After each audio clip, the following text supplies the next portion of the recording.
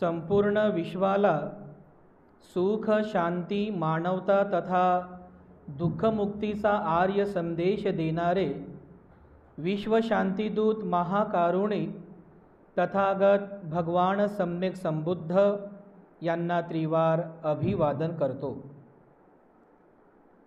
तथागतांनी समग्र मानवजातीच्या दुःखमुक्तीसाठी उपदेशिलेला महान सद्धम्म अर्थात बौद्ध धम्म तथा या सद्धम्माचा अविरतपणे प्रचार आणि प्रसार करणारा तथागतांद्वारा स्थापित सदा पूजनीय भिक्खू संघ या पूजनीय भिक्खू संघाला त्रिवार अभिवादन करतो। ज्यांच्या अथांग अमर्याद त्याग प्रभावामुळे या भारतभूमीला बुद्धभूमीचे रूप पुन्हा एकदा प्राप्त झालं, असे बौद्ध धम्माचे पुनरुद्धारक तुम्हा आम्हा सर्वांचे उद्धार करते प्रज्ञासूर्य बोधिसत्व डॉक्टर बाबासाहेब आंबेडकर यांच्या समग्र धम्मक्रांतीमध्ये जीवनाच्या शेवटच्या श्वासापर्यंत समर्पित राहू। आजच्या या मंगलमय प्रसंगी संघरत्न बुद्धविहार मयूर पार्क औरंगाबाद या ठिकाणी उपस्थित आपण सर्व धम्म उपासक धम्म उपासिका आपल्या सर्वांप्रती मी सर्वप्रथम अनंत मंगल कामना मंगल आशीष अर्पण करतो आणि आजच्या या वर्षावासकालीन धम्मदेसनेला उपस्थितांनो 37 बोधिपाक्षीय धम्माचा अभ्यास आपण सदरील वर्षावासाच्या या पवित्र कालावधीमध्ये करीत आहोत। संपूर्ण महाराष्ट्रभरातून रोजच 3, 4, 5, 10 असे फोन येतात, कारण आपण इथे जे काही प्रवचन करतो ते रेकॉर्डिंग करून यूट्यूबला टाकतो आणि यूट्यूबच्या माध्यमातून संपूर्ण महाराष्ट्रभरातील जे काही आपले बौद्ध बांधव आहेत ते सगळेजण आपल्या चॅनलला फॉलो करतात, ते प्रवचन ऐकतात। तर रोजच असे 3, 4, 5 रोज फोन येतात, या प्रवचनाबद्दल त्यांची प्रतिक्रिया व्यक्त करतात की अतिशय आनंद होत आहे बघा। म्हणजे जो विषय या वर्षावासामध्ये आपण अभ्यासाकरिता घेतलेला आहे तो विषय किती महत्त्वाचा आहे बघा। म्हणजे लोकांना बऱ्याचशा लोकांना अजूनही ते 37 बोधिपाक्षीय धम्म आहेत हे सुद्धा माहीत नाही। लोकांसाठी हा विषय नवीन आहे। काही लोकांना जे अभ्यासक आहेत त्यांना माहिती आहे की 37 बोधिपाक्षीय धम्म आहेत, पण त्यांना फारसा अभ्यास त्या गोष्टीचा नाही आहे। आणि ज्यांना कुणाला थोडाफार अभ्यास आहे तो अभ्याससुद्धा अपुरा आहे। त्यामुळे आपली प्रवचनं ऐकून त्यांच्या श्रद्धेमध्ये वाढ तर होतच आहे, परंतु या 37 बोधिपाक्षीय धम्माचा सर्वांगदृष्ट्या त्यांचा खूप चांगला अभ्यासही होत आहे, त्यांना आनंद होत आहे।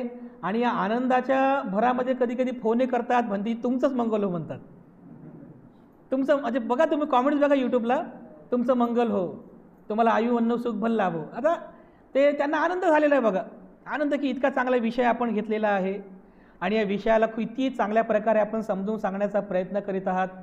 एकतर आज सकाळी फोन आला बघा आम्हाला, त्या आमच्या मुंबईच्या एक ताई आहेत, भांडुपला राहतात, त्यांचा आम्हाला फोन आला। त्यांनी तर तुमचं जे महिला मंडळ आहे म्हणे त्यांच्याप्रती आम्ही मंगलकामना करतो म्हणे। हां, सकाळीच फोन आला। आमच्या बुद्धगया टूरला सोबत त्या आल्या होत्या, कारण रिटर्नच्या वेळेस इथं आल्या तर बघा आपल्या लोकांनी त्यांना भाकर भाजी खाऊ घातली मुंबईला जायच्या अगोदर, तर खूप खुश झाल्या बघा।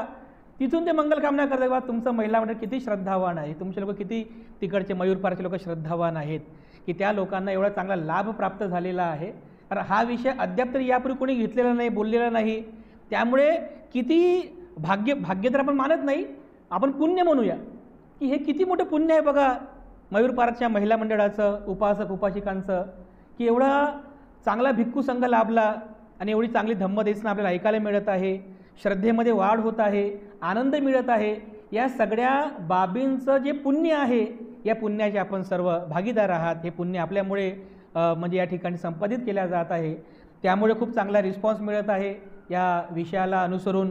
जो आपण विषय घेतलेला आहे 37 बोधिपाक्षीय धम्माचा विषय, आणि त्या विषयाअंतर्गत आपण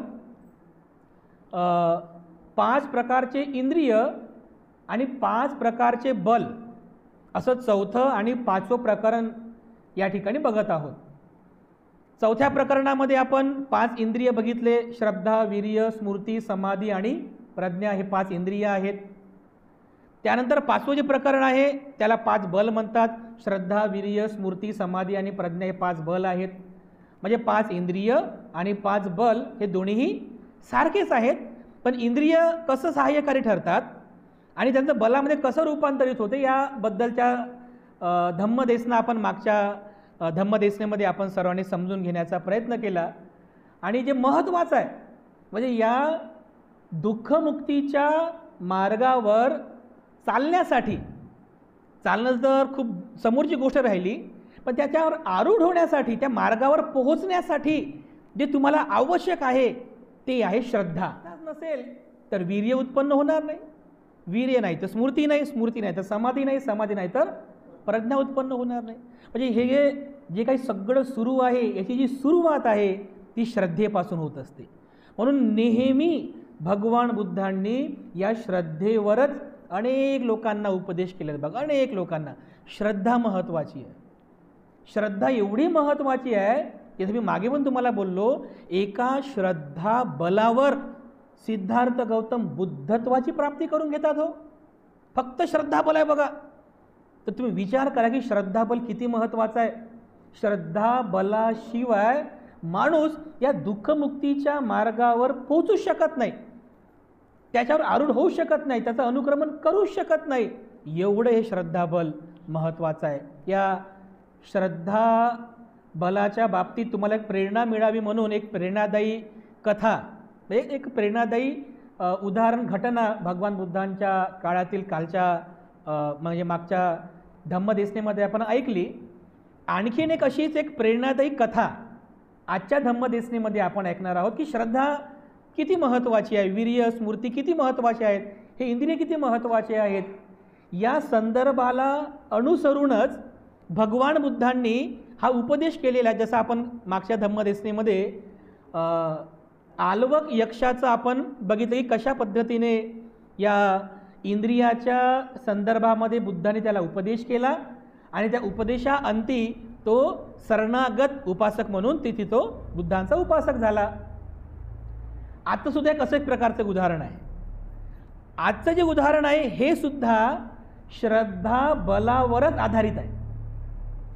बुद्धाने ह्या उपदेशामध्ये श्रद्धा बल किती महत्त्वाचा आहे या संदर्भामध्ये उपदेश केलेला आहे. तर फार प्रेरणादायी कथा आहे. तर ती कथा आपण आज एक, कथा म्हणजे अशी भाकड कथा नाही बरं, कथा म्हणजे घटना. कथा म्हणजे काय, त्या बुद्ध काळात घडलेल्या या घटना आहेत ज्याला आपण कथा स्वरूप वाचतो, कथा स्वरूप ऐकतो की जेणेकरून त्यामधून आपल्याला प्रेरणा मिळावी आणि आपली श्रद्धा आणखीन द्विगुणित व्हावी. तर अशा प्रकारची एक घटना कथा स्वरूप आपण आज ऐकणार आहोत. आणि त्या घटनेचं, त्या सुत्ताचं नाव आहे कृषी भारद्वाज सुत्त. कृषी म्हणजे शेतकरी. भारद्वाज नावाच्या एका शेतकऱ्याला भगवान बुद्धांनी उपदेश केलेला आहे. भारद्वाज नावाचा एक शेतकरी, त्या शेतकऱ्याला उपदेश केला. तर जसं मगध प्रांतामध्ये एकनाळा मगध प्रांतातील दक्षिणगिरी प्रांतामध्ये एकनाळा गावामध्ये भगवान बुद्ध विहार करीत असताना सकाळच्या प्रहरी भगवान बुद्ध उठले, हातामध्ये भिक्षापात्र घेतलं, अंगावरती चिवर संघाटी घेतली आणि नित्यनियमाप्रमाणे भिक्षाटन करण्यासाठी भगवान बुद्ध विहाराच्या बाहेर निघाले. तर त्याच वेळेला भारद्वाज नावाचा एक शेतकरी, आपला सामान्य शेतकरी जसा असतो त्याप्रमाणे भारद्वाज नावाचा एक शेतकरी त्याच्या शेतामध्ये शेती करत होता. आणि त्याचं शेत एवढं मोठं होतं, तो एवढा धनाढ्य होता की एकाच वेळी त्याच्या शेतात 500 नांगर चालत होते. 500 नांगर. तर बघा तो किती मोठा शेतकरी असेल. तर 500 नांगर त्याच्या शेतात चालत होते. तर भगवान बुद्ध भिक्षाटन करीत असताना विहार करता करता तो भारद्वाज जिथे शेती करत होता त्या ठिकाणी जातात आणि असे उभे झाले, काही न बोलता. म्हणजे भिक्षाटन करायचा एक नियम असतो, 5 घर 7 घर अशा प्रकारे ते भिक्षाटन करायची आणि दरवाजाच्या पुढे उभं राहायचं, पण बोलायचं नाही भिक्षाम देही, भिक्षा द्या असं बोलायचं नसतं विनयानुसार. फक्त असं करून किंवा घरातले जे लोक आहेत त्यांना कळावं किंवा आपण इथे आलेलो भिक्षा घेण्यासाठी, एवढंच करायचं असते, बोलायचं नसते. आणि जी भिक्षा आली ती भिक्षा आपण ग्रहण करायची. तर भगवान बुद्ध तिथे जाऊन तिथे जातात, उभे राहतात भिक्षापात्र घेऊन. तो कृषी भारद्वाज भगवान बुद्धांना पाहतो, खालून वरपर्यंत निरीक्षण करतो, वरून खालीपर्यंत निरीक्षण करतो. भगवान बुद्ध हे म्हणजे राजकुमार होते ना, अगदी त्यांचं व्यक्तिमत्व एकदम आकर्षक होतं, दिसायला अगदी सुंदर होते. आणि त्यामुळे त्या कृषी भारद्वाजाच्या मनामध्ये असा विचार आला की अरे हा जो शिरमुंडे आहे, हा एवढा तरुण तडफदार आहे, हा एवढा तरुण आहे, परंतु एवढा तरुण वयातही हातामध्ये भिक्षापत्र घेतलं, अंगावरती रक्तवर्णी कपडे घातले, भगवे कपडे घातले आणि दारोदारी भिक्षा मागतो आहे. तर याला थोडा रागही आला. तर हा कृषी भारद्वाज भगवान बुद्धांच्या जवळ जातो आणि काय म्हणतो भगवान बुद्धांना, अरे श्रमणा,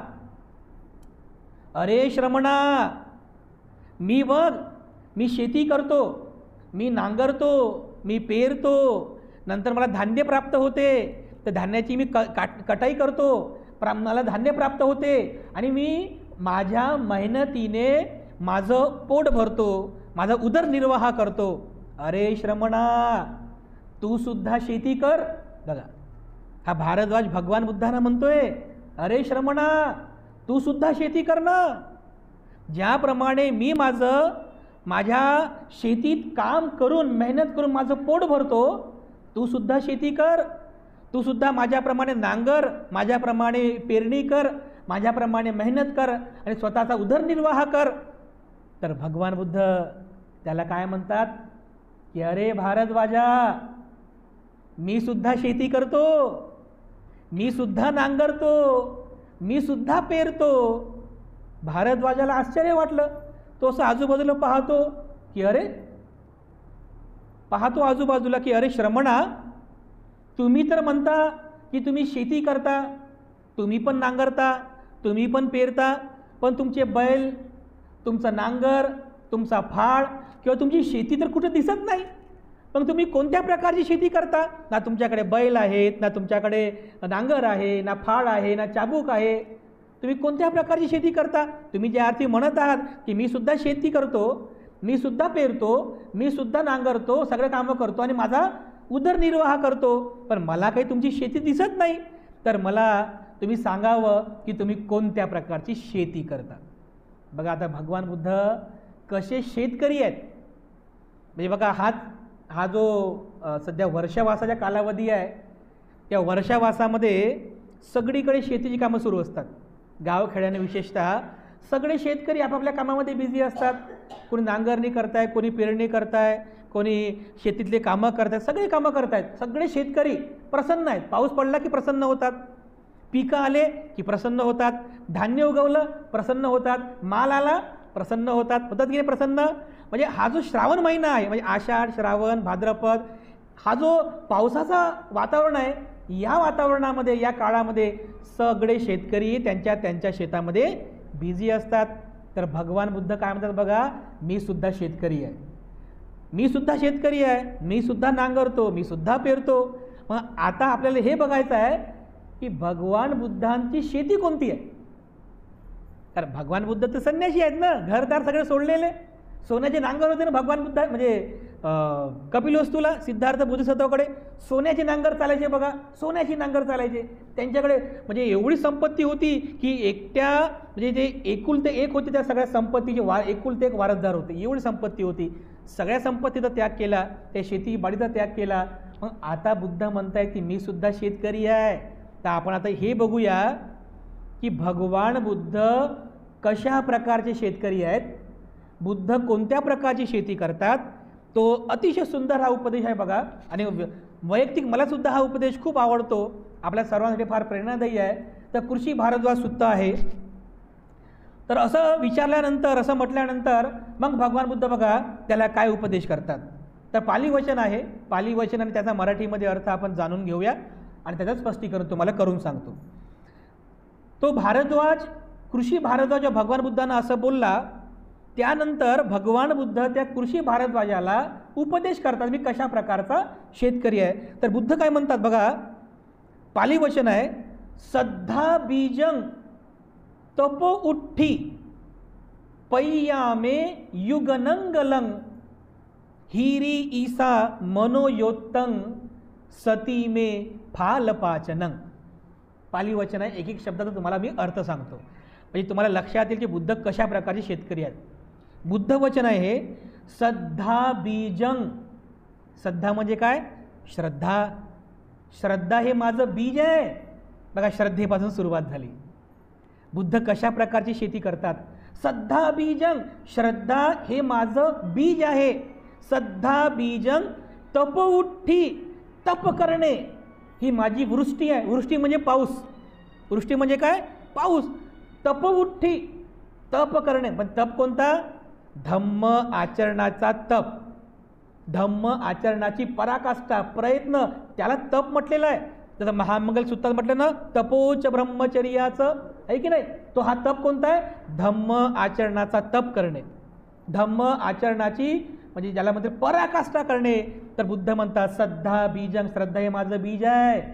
तपो उठ्ठी, तप करणे म्हणजे धम्माचं आचरण करणे हा माझा पाऊस आहे. तपो उठ्ठी पय्यामे, पय्या म्हणजे काय, पय्या म्हणजे प्रज्ञा, जे पंचेंद्रियामध्ये प्रज्ञा इंद्रिय आहे, पंचबलामध्ये प्रज्ञाबल आहे. पय्यामे युग नंगलं, युग, युग म्हणजे जू, जू म्हणजे ते बैलाची जी रस्सी असते त्याला जू म्हणतात. युग नंगलं, नंगलं म्हणजे नांगर, नांग, युग नंगल म्हणजे काय, जू आणि तुमच्याकडे काय शब्द म्हणजे मला माहीत नाही, जूस म्हणतात का, जू आणि नांगर. तर काय जू आणि नांगर काय बुद्धांचा, पय्यामे युग नंगलं, माझी जी प्रज्ञा आहे, माझी ही प्रज्ञा माझं जू आणि नांगर आहे. पय्यामे युग नंगलं हिरी ईसा, हिरी याचा अर्थ होतो पाप कर्म करण्याची लाज वाटणे. पाप कर्म करण्याची लाज वाटली पाहिजे. पाप कर्म करण्याची जी लाज आहे म्हणजे पाप लज्जा, त्याला म्हणतात हिरी. पाली शब्द आहे हिरी म्हणजे काय, पाप लज्जा. हिरी ईसा, ईसा याचा अर्थ होतो नांगराचा दांडा. शेतकरी ज्या दांड्याला पकडून नांगरणी वखरणी वगैरे करतो त्याला ईसा असं म्हणतात. त्याला काही काही ठिकाणी ईसाड पण म्हणतात बघा, इकडचे काही शब्द मला माहिती नाही पण बऱ्याच ठिकाणी ईसाड म्हणतात त्या दांड्याला. तर बुद्ध काय म्हणतात, हिरी ईसा, पाप लज्जा हा माझा नांगराचा दांडा आहे. हिरी ईसा मनो योत्तंग, योत्तंग म्हणजे रस्सी, योत्तंग म्हणजे काय, रस्सी, की ज्याला ज्या रस्सीना तो दांडा वगैरे सगळं जे बांधतो त्याला रस्सी म्हणतात. तर हिरी ईसा मनोयोत्तंग, मन ही माझी रस्सी आहे, मनोयोत्तंग. सती मे फालपाचनं, सती म्हणजे काय, सती म्हणजे स्मृती, स्मृती इंद्रिय आपण बघितलं, पंचबलमध्ये स्मृती बल बघितलं आपण. सती मे फालपाचनं, फालपाचनं, फाल म्हणजे फाळ, त्या नांगराला असा आडवा जे लावतात ना त्याला फाळ, फाल म्हणतात. आणि पाचनक म्हणजे पाचट, तुम्ही काय म्हणता, पाचट, पाचट म्हणता का, त्याला असं लोखंडाचं ते असं ते पाचट म्हणतात त्याला, त्याला म्हणतात पाचनंग. म्हणजे ज्याच्याने ज्याच्याने जमिनीची वखरणी होते बघा त्याला पाचट म्हणतात. पाचट, फास, हा जे इकडचे जे शब्द असतील ते आहे की नाही. आपण बुद्धाचे शब्द बघूया. फाल पाचनंग, पाली शब्द जरा लक्षात ठेवा. गेले कधी शेतकऱ्याला सांगा असं, हे आम्ही पण शेतकरी आहोत म्हणा. हां, तर बुद्धाचा हा उपदेश सांगा, सद्धा बीजं तप उठ्ठी पय्यामे युगनंगलं हिरी ईसा मनोयोत्तंग सती मे फाल पाचन. स्मृती हा माझा फाळ आणि पाचक आहे. सती स्मृती मान राहणे. तर बघा बुद्धाची शेती किती चांगली आहे. बुद्धाने त्या भारद्वाजाला सांगितलं की मी कोणत्या प्रकारची शेती करतो, तर माझ्या शेतीतले जे बीज आहेत ते बीज कोणतं आहे, माझी श्रद्धा. कारण शेती करायची जी सुरुवात आहे हे कशापासून होते, बीजापासून. बरोबर आहे, तुम्ही सगळं काही केलं पण बीजच पेरलं नाही तुम्ही त्या जमिनीमध्ये बीजच पेरलं नाही तर मला सांगा, बीजच नसतील तर शेतीमध्ये उत्पन्न येईल का? येणारच नाही. तर बीज महत्त्वाचं आहे. मग हा जो आपला दुःखमुक्तीचा मार्ग आहे, हा आपला धम्म मार्ग आहे, या मार्गावर जर तुम्ही बीजच पेरले नाही, कोणतं बीज? श्रद्धेचं बीज पेरलं नाही तर तुम्ही त्या मार्गाचं फळ तुम्हाला कसं प्राप्त होईल? फक्त असं हात जोडून देवाला फळं दे फळं दे असं होईल का? कधीच होत नाही. तुम्हाला बीज पेरावं लागेल ना. तर मग जसा शेतकरी बीज पेरतो, आपण एक धम्म अनुयायी म्हणून, धम्माची शेती म्हणून आपण सुद्धा आपल्या मनामध्ये श्रद्धेचं बीज पेरलं पाहिजे. श्रद्धा बीजं, श्रद्धेचं बीज पेरा तुमच्या चित्तामध्ये. श्रद्धा बीजं, फक्त बीजच पेरून चालणार नाही. त्या बीजाला अंकुरित होण्यासाठी काय आवश्यक आहे? पाणी पाहिजे. पाणी चाललं नाही तर ते बीज अंकुरित कसं होईल? म्हणजे श्रद्धा बीजं तपोवुठ्ठी, त्या बीजावर, त्या श्रद्धेवर जोपर्यंत तुम्ही तपोवुठ्ठी धम्माचरणाचा पाऊस करणार नाही, नेहमी निरंतर तुम्ही धम्माचरण करा निरंतर करा, त्याशिवाय श्रद्धेचं बीज प्रफुल्लित होत नाही. धम्म आचरण केल्याशिवाय श्रद्धेचं बीज अंकुरित होत नाही. तपोवुठ्ठी त्याला म्हटलेलं आहे. म्हणजे तुमच्या धम्म आचरणाचा पाऊस निरंतर चालत राहिला पाहिजे. श्रद्धा बीजं तपोवुठ्ठी पय्यामे युगनंगलं. प्रज्ञा हा माझा काय आहे? जू आणि नांगर आहे. प्रज्ञा म्हणजे काय? शहाणपणा. मागच्या धम्मदेशनेमध्ये मी तुम्हाला सांगितलं, प्रज्ञा म्हणजे शहाणपणा. चांगलं काय वाईट काय हे एक समजून घेण्याची जी काही सुबुद्धी आहे, कॉमन सेन्स, त्याला प्रज्ञा म्हणतात. काय केल्याने माझं भलं होईल आणि काय केल्याने माझी अधोगती होईल हा समजून घेण्याची जो काही एक सामान्य बुद्धी, त्याला म्हणतात प्रज्ञा. तर बुद्धाने शेतकरी म्हणून काय म्हणतात? पय्यामे, म्हणजे प्रज्ञा हे माझं काय आहे? जू आणि नांगर आहे. म्हणजे ज्याप्रमाणे एक प्रज्ञावान व्यक्ती समजून घेतो की कोणता मार्गाने आपण चाललं पाहिजे, कोणता मार्ग माझा कल्याणाचा आहे, कोणता मार्ग माझ्या दुःखाचा आहे, हे समजून घेऊन त्या मार्गाची तो निवड करतो. कधी? जेव्हा त्याच्याकडे प्रज्ञा असते. तर प्रज्ञायुक्त जू ने तो आपल्या मार्गानं बरोबर शेती करतो. बघा, मार्गाच्या दुसरीकडे जात नाही. तर थोडा नांगर धुऱ्यावरती गेला लगे भांडणं होतात की नाही? माझ्या धुऱ्यावर तू कसं काय गेला? तुझी जागा तिकडे आहे, आमच्या धुऱ्यावरती येऊच नको. पण धुरं समजते ना, धुरा बांध बांध आहे की नाही? भांडणं होतात ना.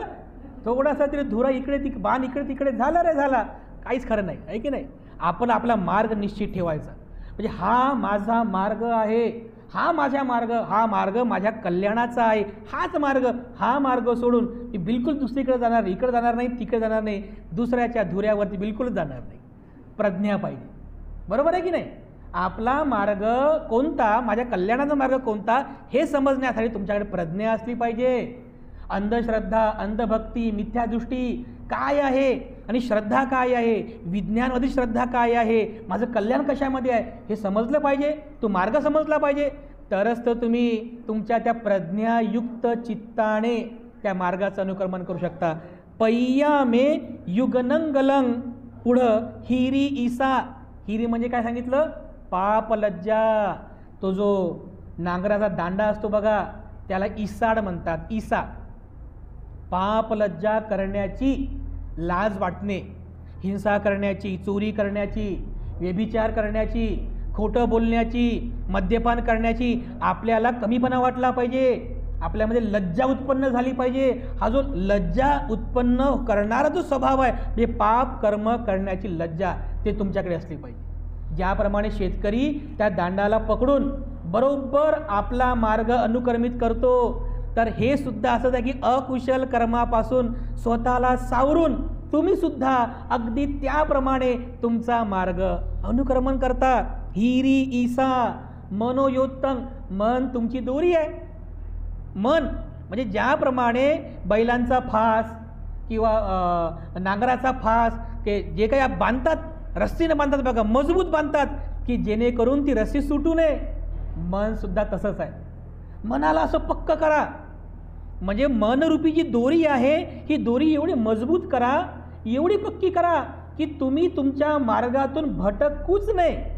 दुसऱ्या मार्गाकडे जाऊच नये एवढं तुमचं मन मनोयोत्तंग, तुमच्या मनाची दोरी एवढी मजबूत असली पाहिजे. मनोयोत्तंग सती मे फाल पाचनं, सती म्हणजे स्मृतिमान होणे, स्मृतिमान राहून. जसं फाळ आणि पाचन असते त्या नांगराला, त्याप्रमाणे स्मृतिमान तुम्ही झालं पाहिजे. त्या स्मृतीने तुम्ही, स्मृती बलाने तुम्ही तुमच्या मार्गाचं अनुक्रमण केलं पाहिजे. त्या बुद्धानं सुद्धा आपल्या त्या धम्मोपदेशामध्ये त्या भारद्वाजाला सांगितलेलं आहे. पुढच्या गाथेमध्ये बुद्ध म्हणतात, काया गुतो वची गुतो आहारे उदरं यतो सच्चं करोमि निद्दनं सोरच्चमे पमोचनं. किती सुंदर गाथा आहे बघा ही, आणि त्याचा अर्थ पण किती सुंदर आहे. काया गुतो वची गुतो, काया गुतो म्हणजे काय, माझ्या कायेवरती संयम आहे. काया गुतो वची गुतो म्हणजे वची म्हणजे आपली वाचा, आपलं जे बोलणं आहे, माझ्या कायेवर आणि माझ्या वाचेवर संयम आहे. काया गुतो वची गुतो, संयम कसा आहे, मी माझ्या कायेने हिंसा करत नाही, मी माझ्या कायेने चोरी करत नाही, व्यभिचार करत नाही, मी माझ्या वाचेने कधी व्यर्थ बकवास करत नाही, बडबड करत नाही, कठोर बोलत नाही, मिथ्या वचन बोलत नाही. काया गुतो वची गुतो आहारे उदरं यतो. उदरं म्हणजे उदर म्हणजे काय, या पोटाला म्हणतात उदरं. मी माझं जे जेवण आहे त्या जेवणावर सुद्धा माझा संयम आहे. हे फार महत्त्वाचं आहे. म्हणजे बुद्धानं सांगितलेलं आहे की माझ्या या शेतीमध्ये, मी माझी जी शेती करतो त्यामध्ये माझी काया, माझी वाचा संयमित आहे आणि माझं जेवणसुद्धा संयमित आहे. जेवणावर सुद्धा संयम सांगितला भगवान बुद्धांनी. म्हणजे धम्म मार्गाची शेती करत असताना तुम्ही सुद्धा तुमच्या जीवनामध्ये आहारे उदरं येतो, तुमच्या आहारावरती संयम ठेवा. जेवणावर जर तुमचा संयम नसेल तर तुम्ही या धम्म मार्गाचं अनुक्रमण करू शकत नाही.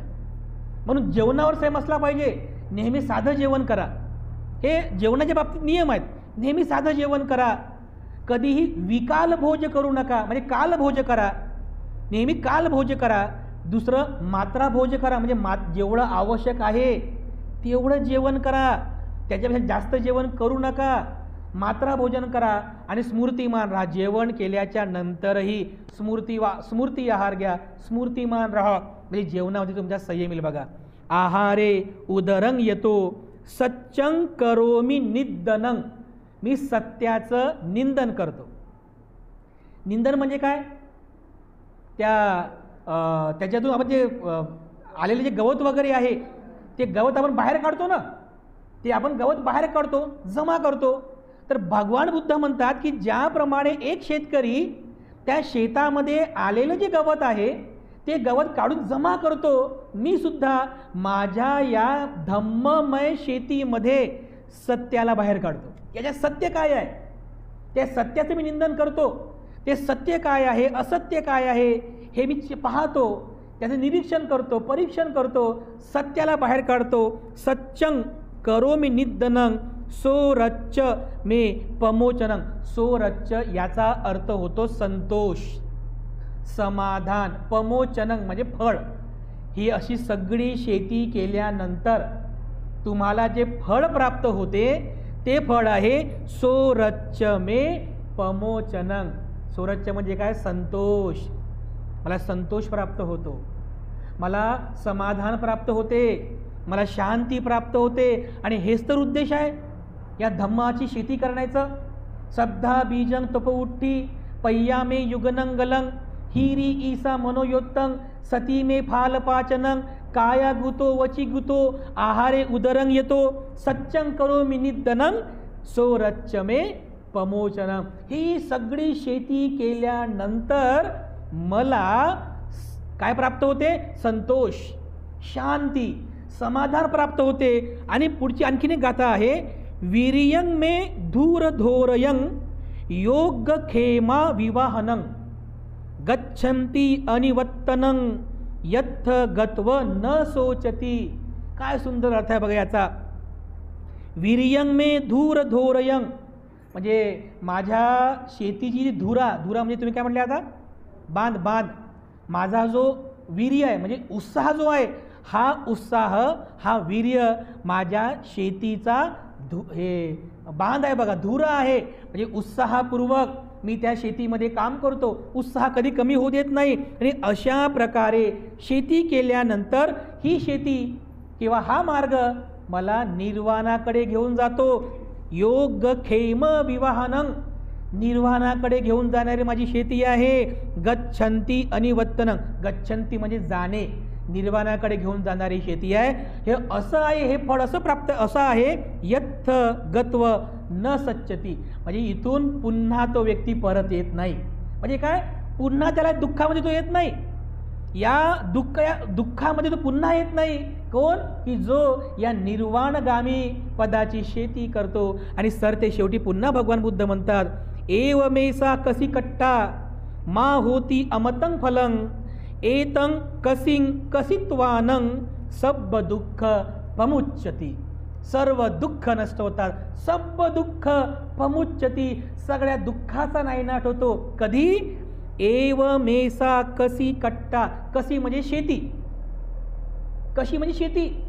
जो कोणी अनुयायी, उपासक, उपासिका, जो कोणी धम्म अनुयायी आहे, तो जर मी सांगितल्याप्रमाणे जर शेती करत असेल, कशाची शेती, धम्माची शेती, या दुःखमुक्तीच्या मार्गावर धम्म आचरण करण्याची जी शेती भगवान बुद्धाने सांगितलेली आहे, जो कोणी अशा प्रकारे शेती करतो, तर एवमेसा कसी कट्टा मा होती अमतं फलं, अमतं म्हणजे अमृत, ही शेती अमृत फलदायी आहे. अमृत समजते ना, जे कधी मृत होत नाही. ही शेती केल्याने त्या व्यक्तीला अमृत फल प्राप्त होते. एतं कसी कत्वानं सब दुःख पमुच्यती, आणि ते अमृत फळ कोणतं आहे, सब दुःख पमुच्यती, सगळ्या दुःखाचा नायनाट करतो तो शेती करणारा, सगळ्या दुःखाला नष्ट करतो तो शेती करणारा. एवढी अमृत फलदायी शेती भगवान बुद्धाने सांगितलेली आहे. तुम्ही इथे येता कशासाठी येता, शेती करायला येता ना. तुम्ही विहारामध्ये येता, शेती करायला येता, तुमच्या मनाची शेती करायला येता, तुमच्या मनात श्रद्धेचं बीज पेरता, त्याला अंकुरित करण्याचा प्रयत्न करता, प्रज्ञेचा विकास करता, स्मृतिमान होण्याचा प्रयत्न करता, वीर्यवान होण्याचा प्रयत्न करता. ही जी शेती आहे, ही शेती एवढी अमृत फलदायी आहे की या शेतीला केल्याने त्या व्यक्तीला किंवा त्या उपासकाला किंवा उपासिकेला अमृत फलदायी सब दुःख पमुच्यती, सर्व दुःखाचा नायनाट करणारे फळ, अमृत फळ त्याला प्राप्त होते. बघा, बुद्धाची ही शेती आहे.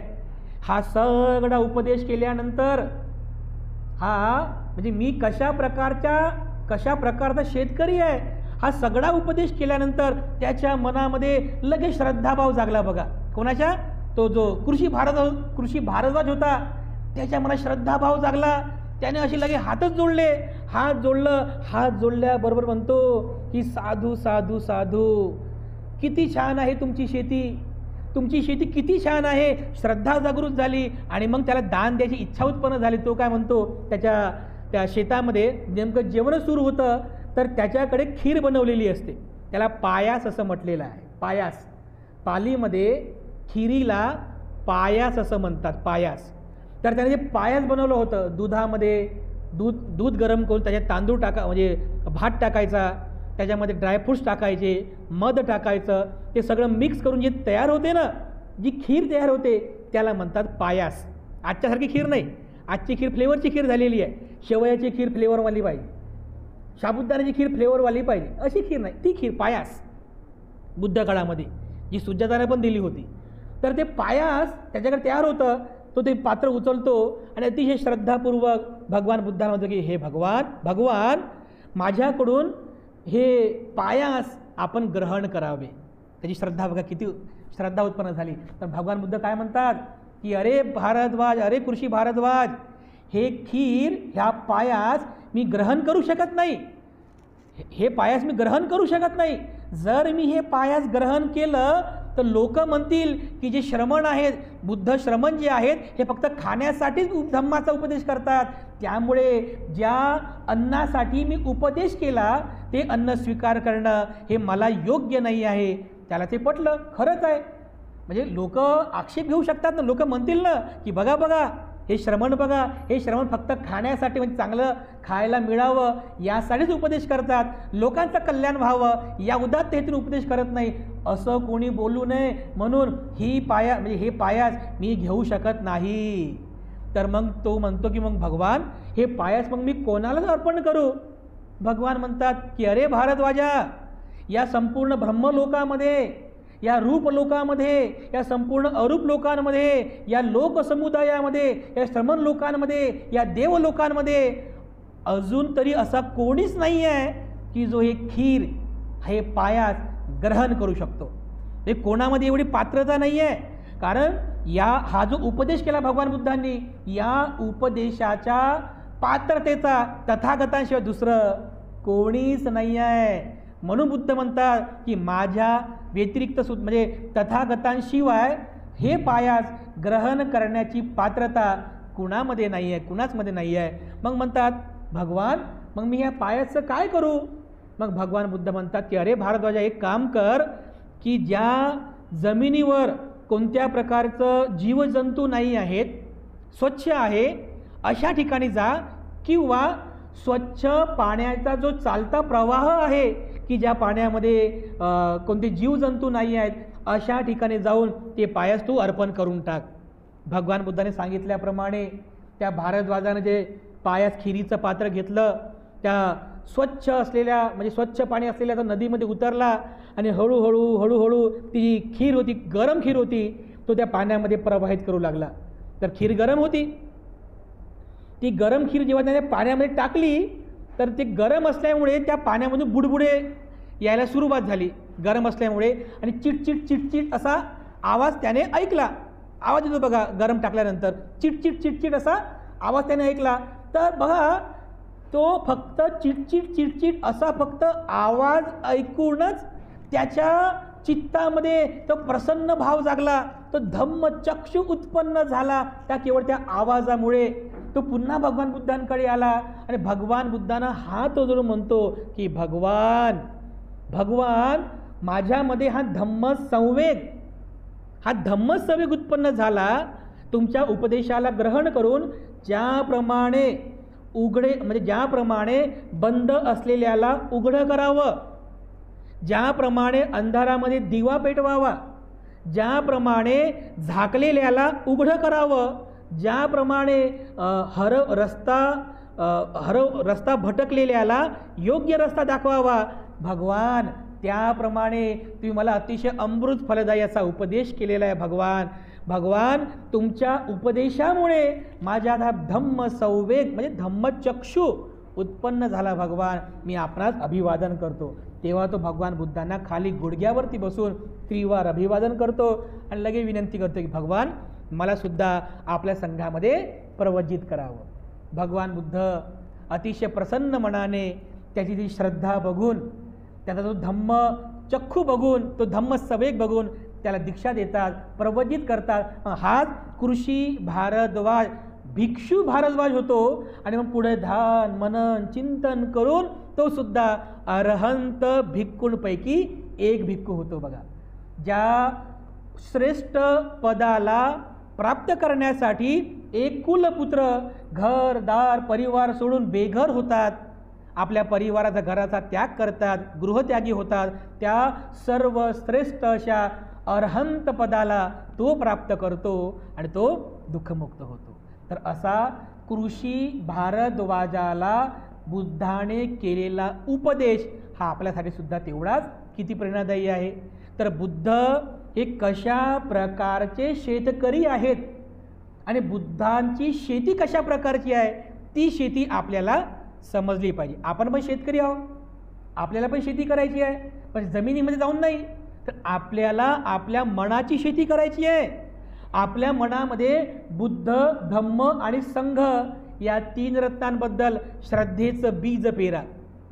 बुद्ध धम्म संघाबद्दल श्रद्धेचं बीज तुमच्या मनामध्ये पेरा. त्या श्रद्धेला आणखीन द्विगुणित करण्यासाठी आणखीन धम्माचं आचरण करा. ती श्रद्धा बिलकुल कमी होऊ देऊ नका.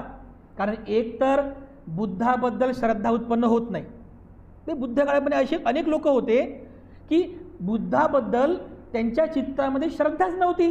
पण जर बुद्धाबद्दल एकदा का तुमच्या मनात श्रद्धा उत्पन्न झाली, ती श्रद्धा यत्किंचितही कमी होऊ नये. ती श्रद्धा आणखीन वाढली पाहिजे. सद्धा बीजम तप उठी, त्याला अंकुरित करा. धम्म आचरणाचा पाऊस त्याच्यावरती टाका. धम्म आचरणाचे श्रद्धा बीज प्रफुल्लित करा आणि आपल्या जीवनामध्ये प्रज्ञा विकसित करा. स्मृतिमान बना. हाच आपल्या दुःखमुक्तीचा मार्ग आहे. तर अशा प्रकारे कृषी भारद्वाज या शेतकऱ्याला भगवान बुद्धांनी केलेला हा जो उपदेश आहे, हा उपदेश सुत्त निपात नावाच्या ग्रंथामध्ये आपल्याला वाचायला मिळेल, ज्याला कृषी भारद्वाज सुत्त 4थ्या क्रमांकाचं सुत्त आहे. तर आपल्याकडे सुत्त निपात ग्रंथ जर असेल तर तुम्ही ते सुत्त नक्की वाचा, आणि नसेल ना तर तो ग्रंथ नक्की घ्या, सुत्त निपात.